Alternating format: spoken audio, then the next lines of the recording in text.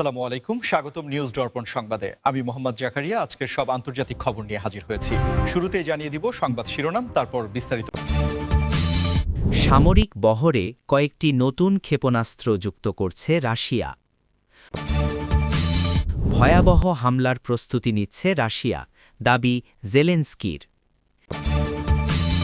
ইসরায়েলের রাস্তায় সরকার বিরোধী আন্দোলনে লাখো মানুষের ঢল। 8টি যুদ্ধ বন্ধের স্বীকৃতি হিসেবে মাচাডোরের নোবেল গ্রহণ করেছি বলেন ট্রাম্প। ইরানে বিক্ষোভে নিহতের নিশ্চিত সংখ্যা অন্তত 5,000। আসসালামু আলাইকুম, স্বাগতম জানাচ্ছি নিউজ দর্পণ সংবাদে। আমি মোহাম্মদ জাকারিয়া। এতক্ষণ শুনছিলেন সংবাদ শিরোনাম, এবার বিস্তারিত। এই বিষয়ে আপনার মতামত কমেন্টে জানান এবং যুদ্ধের সব আপডেট আগে পেতে চ্যানেলটি সাবস্ক্রাইব করে যাবেন। রাশিয়ার সামরিক শক্তিতে নতুন করে যুক্ত হতে যাচ্ছে বেশ কিছু আধুনিক এবং শক্তিশালী ক্ষেপণাস্ত্র, যা মূলত দেশটির প্রতিরক্ষা ব্যবস্থাকে আরও এক ধাপ এগিয়ে নেওয়ার একটি অংশ হিসাবে দেখা হচ্ছে। এবং এই আধুনিকায়ন প্রক্রিয়ার মাধ্যমে রাশিয়া তাদের সামরিক সক্ষমতার এক নতুন বার্তা দিতে চাইছে বিশ্বকে। সম্প্রতি রাশিয়ার প্রতিরক্ষা মন্ত্রণালয় থেকে জানানো হয়েছে যে তাদের সামরিক বহরে এমন কিছু ব্যালিস্টিক এবং ক্রুজ মিসাইল যুক্ত করা হচ্ছে, যা পূর্বের যে কোনো সময়ের তুলনায় অনেক বেশি নির্ভুলভাবে লক্ষ্যভেদে সক্ষম। এবং এই ক্ষেপণাস্ত্রগুলো এমনভাবে ডিজাইন করা হয়েছে যা বর্তমান বিশ্বের অনেক অত্যাধুনিক রাডার ব্যবস্থাকেও ফাঁকি দিতে পারে। এই উন্নয়ন কার্যক্রম মূলত দীর্ঘমেয়াদী একটি সামরিক পরিকল্পনার অংশ, যেখানে হাইপারসোনিক প্রযুক্তির ব্যবহারকে সবচেয়ে বেশি গুরুত্ব দেওয়া হয়েছে। এবং এই নতুন সংযোজন রাশিয়ার বিভিন্ন নৌ ও স্থলবাহিনীকে আরও শক্তিশালী করবে বলে ধারণা করা হচ্ছে। বিশ্লেষকরা মনে করছেন যে এই ধরনের পদক্ষেপ মূলত আন্তর্জাতিক প্রেক্ষাপটে রাশিয়ার সামরিক প্রভাবকে বজায় রাখার একটি চেষ্টা, কারণ সাম্প্রতিক সময়ে বৈশ্বিক ভূরাজনীতিতে ব্যাপক পরিবর্তন লক্ষ্য করা যাচ্ছে এবং প্রতিটি পরাশক্তি তাদের নিজেদের সীমানা এবং স্বার্থ রক্ষায় সর্বোচ্চ সতর্কতা অবলম্বন করছে। সাধারণ মানুষের মনে প্রশ্ন জাগতে পারে যে এই ক্ষেপণাস্ত্রগুলো আসলে কতটা শক্তিশালী বা এগুলো কিভাবে কাজ করে।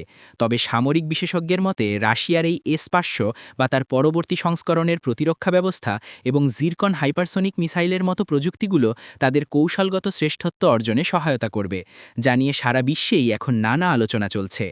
এই ধরনের সংবাদ আপনাদের কেমন লাগছে বা আপনাদের এলাকায় প্রতিরক্ষা বিষয়গুলো নিয়ে আপনারা কি ভাবছেন তা আমাদের কমেন্ট করে জানাতে পারেন। এবং আমাদের এই প্রচেষ্টাকে সমর্থন করতে ভিডিওটি লাইক দিয়ে চ্যানেলটি সাবস্ক্রাইব করে রাখুন, যাতে নিয়মিত আপডেটগুলো আপনার কাছে পৌঁছায়। রাশিয়ার এই সামরিক পদক্ষেপে প্রতিবেশী দেশগুলোর মধ্যে মিশ্র প্রতিক্রিয়া দেখা দিলেও মস্কো দাবি করছে যে তারা কেবল তাদের সার্বভৌমত্ব রক্ষা এবং যে কোনো সম্ভাব্য হুমকি মোকাবিলা করতেই এই আধুনিক সরঞ্জামগুলো মোতায়েন করছে, যা মূলত তাদের প্রতিরক্ষা বাহিনীর নিয়মিত আধুনিকায়ন প্রক্রিয়ারই একটি অবিচ্ছেদ্য অংশ। ইউক্রেন পরিস্থিতির দিকে নজর দিলে দেখা যায় যে দেশটির প্রেসিডেন্ট ভলোদিমির জেলেনস্কি সম্প্রতি এক অত্যন্ত উদ্বেগজনক দাবি করেছেন, যেখানে তিনি জানিয়েছেন যে রাশিয়া খুব শীঘ্রই আরও একটি ভয়াবহ এবং বড় মাপের হামলার প্রস্তুতি নিচ্ছে, যা নিয়ে পুরো ইউক্রেন জুড়ে এখন এক ধরনের সতর্ক অবস্থা বিরাজ করছে।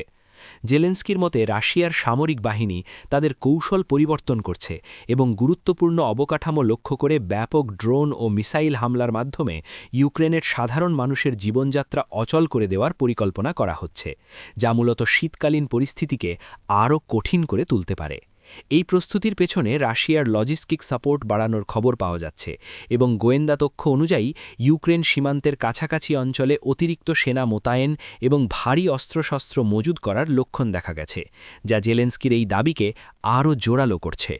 জেলেনস্কি আন্তর্জাতিক সম্প্রদায়ের কাছে আরও বেশি প্রতিরক্ষা সহযোগিতার আহ্বান জানিয়েছেন, বিশেষ করে আকাশপথ সুরক্ষার জন্য আধুনিক এয়ার ডিফেন্স সিস্টেমের প্রয়োজনীয়তার কথা তিনি বারবার উল্লেখ করছেন, যাতে করে যে কোনো ধরনের বড় হামলা প্রতিহত করা সম্ভব হয়। ইউক্রেনের সাধারণ মানুষ যারা দীর্ঘদিন ধরে এই অস্থিতিশীল পরিস্থিতির মধ্যে বাস করছেন, তারা এখন আবারও এক অজানা আশঙ্কার মধ্য দিয়ে দিন কাটাচ্ছেন এবং এই ধরনের বড় হামলার খবর তাদের মধ্যে মানসিক চাপের সৃষ্টি করছে। যদিও দেশটির সেনাবাহিনী লড়াই চালিয়ে যাওয়ার প্রত্যয় ব্যক্ত করেছে। আপনারা যারা নিয়মিত আমাদের ভিডিও দেখেন তারা হয়তো খেয়াল করেছেন যে গত কয়েক মাসে এই যুদ্ধের মোড় অনেকবার ঘুরেছে। তবে জেলেনস্কির এই নতুন সতর্কবার্তা পুরো পরিস্থিতিকে আবারও উত্তপ্ত করে তুলেছে এবং বিশ্ব নেতারাও এই পরিস্থিতি নিবিড়ভাবে পর্যবেক্ষণ করছেন। যুদ্ধের এই ভয়াবহতা সম্পর্কে আপনার মতামত কি, বা শান্তির কোনো সম্ভাবনা আপনি দেখতে পাচ্ছেন কিনা তা আমাদের কমেন্টে লিখে জানান, এবং ভিডিওটি ভালো লাগলে শেয়ার করতে ভুলবেন না, কারণ আপনার একটি শেয়ার আমাদের কাজকে অনেক মানুষের কাছে পৌঁছে দেয়। রাশিয়ার এই সম্ভাব্য হামলার প্রস্তুতির দাবিটি কেবল ইউক্রেন নয়, বরং পুরো ইউরোপের নিরাপত্তার জন্যই এক বড় চ্যালেঞ্জ হিসাবে দাঁড়িয়েছে, কারণ যুদ্ধের বিস্তৃতি ঘটলে তা পুরো অঞ্চলের অর্থনীতি এবং স্থিতিশীলতাকে চরম সংকটের মুখে ফেলবে বলে মনে করছেন রাজনৈতিক বিশ্লেষকরা। ইসরায়েলের অভ্যন্তরীণ রাজনীতির দিকে তাকালে দেখা যাচ্ছে যে সেখানে পরিস্থিতি ক্রমেই জটিল হয়ে উঠছে এবং বর্তমান সরকারের বিভিন্ন নীতি ও সিদ্ধান্তের প্রতিবাদে লাখো মানুষের ঢল নেমেছে দৃষ্টির রাস্তায়, যা সাম্প্রতিক সময়ের অন্যতম বড় গণবিক্ষোভ হিসাবে গণ্য করা হচ্ছে। তেল আবিব সহ ইসরায়েলের বড় বড় শহরগুলোতে হাজার হাজার মানুষ জাতীয় পতাকা হাতে রাজপথে নেমে এসেছে এবং তারা সরকারের বিচার বিভাগীয় সংস্কার থেকে শুরু করে বিভিন্ন প্রশাসনিক সিদ্ধান্তের বিরুদ্ধে তীব্র প্রতিবাদ জানাচ্ছে, যা দেশটির সামাজিক ও রাজনৈতিক কাঠামোর উপর ব্যাপক প্রভাব ফেলছে। আন্দোলনকারীদের মূল অভিযোগ হল সরকারের বর্তমান পরিকল্পনাগুলো গণতান্ত্রিক মূল্যবোধকে আঘাত করছে এবং ক্ষমতার ভারসাম্য নষ্ট করছে, যা ভবিষ্যতে দেশটির জনগণের অধিকারকে খর্ব করতে পারে বলে তারা মনে করছেন। এই বিক্ষোভে কেবল সাধারণ মানুষই নয়, বরং প্রাক্তন সামরিক কর্মকর্তা, শিক্ষক, চিকিৎসক এবং বিভিন্ন পেশাজীবী সংগঠনগুলো যোগ দিয়েছে, যা এই আন্দোলনকে এক অভূতপূর্ব রূপদান করেছে।